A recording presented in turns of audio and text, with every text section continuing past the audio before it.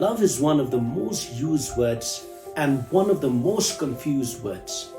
Love is also one of the most talked about subjects in the world. While everyone believes they understand the term love too well, and yet the irony is that we know less about love and that love is harder to discuss than you would think. C.S. Lewis, in his book The Four Loves, classifies love into two initial categories. One is give love and the other is need love. Need love, he argues, should not be understood as being selfish. After all, we as humans are created with certain needs that are meant to be lovingly met. Furthermore, he goes on to mention the four types of love which bridges the gap between give love and need love. Now, the first one he mentions is storge, or familial love, which refers to natural or instinctual affection, such as the love of a parent towards offspring, and vice versa. In other words, it also means family love. Now, the second one is philia, or friendship.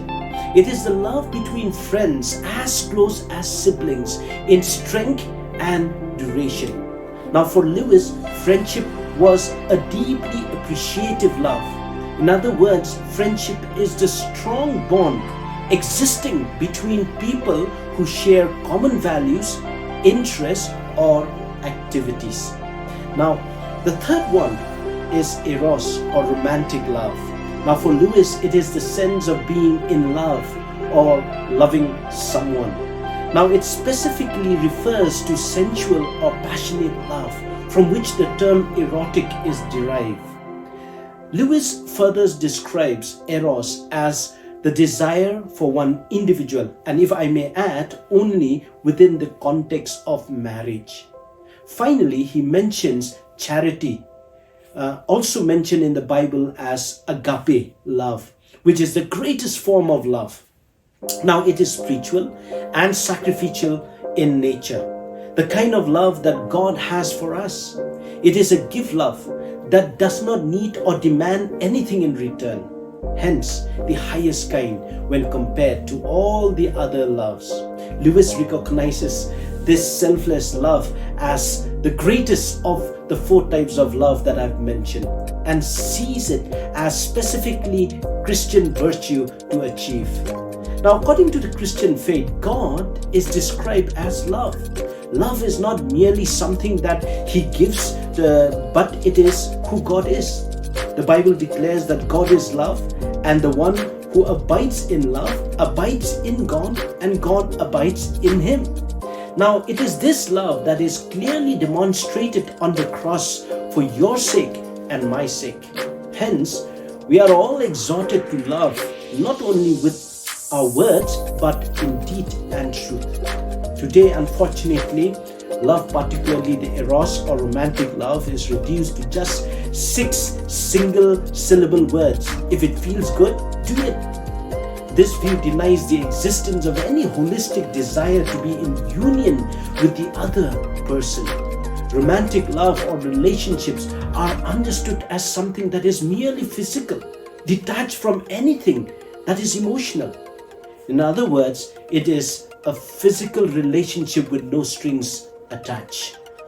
However, the biblical portrait of romantic relationship within the boundary of marriage is the best intimate form of union, which is not only meant to be physical or mechanical, but personal and holistic. It is a relationship which is covenantal and not commercial in nature. Now, for the covenantal, it is secured by legal means, and this is personal and far more binding, whereas the commercial relationship is based on the notion of profit and loss, hence can become more manipulative and burdensome.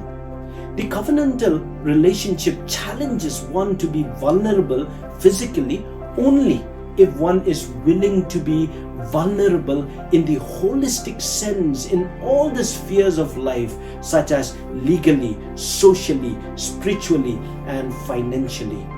On the other hand, the commercial, or for that matter, the mechanical sexual relationship, in essence expresses the willingness to be vulnerable only with the body, but not with the whole self. Nancy R.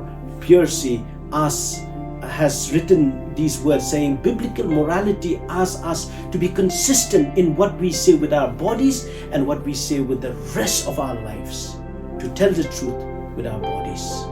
You know, the first time the Bible speaks of sex, it uses the mysterious imagery of union between body and personhood. The two, meaning male and female, shall become one flesh. Surely, one flesh does not point to a physical union alone, but speaks of a union which is again holistic in nature. Mind, body, soul, and spirit. True, while this was a divine intention, but it does not stop there. For this union goes on to give rise to an institution, the family. You know, G.K. Chesterton puts it very well when he says, sex is an instinct that produces an institution. That institution is the family, a small state, which again includes a host of many other functions. If you were to visualize the family as something similar to a house, then Chesterton further argues that sex is the gate of that house. But the house is very much larger than the gate. There are indeed a certain number of people who like to hang about in the gate and never get any further.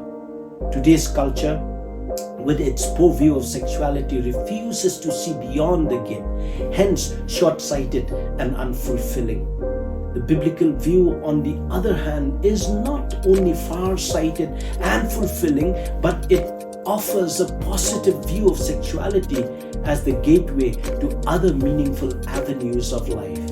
Let me bring this brief reflection to a close by drawing your attention to the Apostle Paul's stunning assertion in Ephesians chapter 5, where he says that mutual submission and adoration is the paradigm of any marriage. I don't think it is a mistake that Jesus referred to himself as a bridegroom and the church as his bride.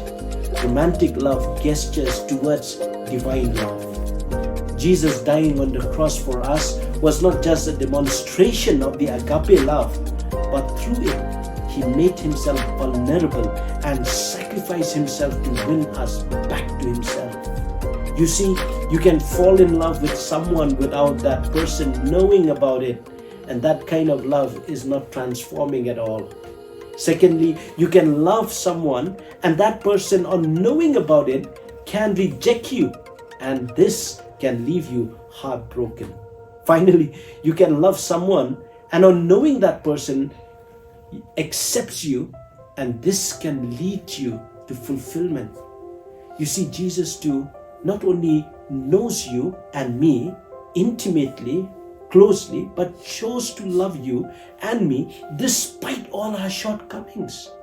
It is this love, when made as the foundation of all our loves, that we can experience not only fulfillment, but it can transform us and our relationship.